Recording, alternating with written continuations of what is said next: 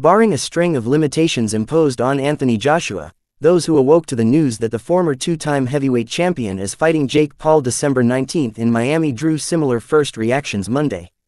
If this is a real fight, it should be over in 90 seconds, former 140 pounds world champion and ProBoxTV analyst Chris Algieri said on Monday's episode of BoxingScene Today. Anthony Joshua is an Olympic gold medalist and a former world champion. Jake Paul is undersized, and Joshua punches his right hand like it's a cannon. Joshua was selected following Paul's decision not to fight WBA lightweight champion Gervonta Tank Davis in a Friday exhibition on Netflix due to Davis's repeat involvement in a domestic violence episode.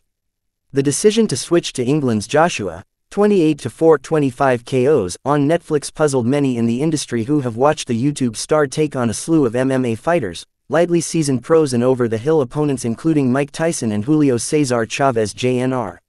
I would have thought someone like former heavyweight champion Deontay Wilder would have been a better choice. He's got a big name, is clearly on the downside of his career and could use the money, one veteran boxing official told BoxingScene Monday. Joshua, Jesus, he can fight. Former welterweight champion Paulie Malignaggi said on BoxingScene Today that even if the bout was declared an exhibition with restrictions like Joshua using heavily padded gloves, he's still a big problem for Paul. Which suggests he'll be a gargantuan problem considering it's been confirmed that it is a sanctioned 8-round bout and they will be using 10 ounces gloves.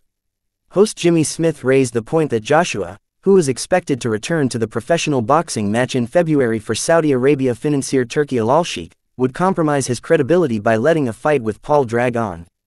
Joshua has done this already, in a March 2024 second-round knockout of former UFC heavyweight champion Francis Ngannou in Saudi Arabia, Algieri reminded.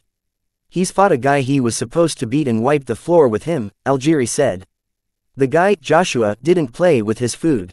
If he doesn't go out there, lay into Jake Paul and finish him, it will look fishy. Paul 12-1 is the WBA's 14th-ranked cruiserweight. He has participated in real fights and exhibitions, flashing power by knocking out UFC fighters Ben Askren and Tyron Woodley.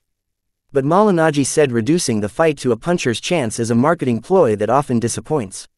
I think Jake can hit a little bit, encouraging some to wonder, what if it lands on Joshua's chin? What ifs usually don't happen, and it doesn't bode well for Jake, Malignaggi said. Let's see what kind of deck stacking they can do. This guy, Joshua, is 240 pounds with abs. Algieri said Joshua is entitled to parlay his popularity and credibility to a lucrative sideshow and grab a bag. Him agreeing to this fight is not that foreign, Algieri said. Still, it's wild to see.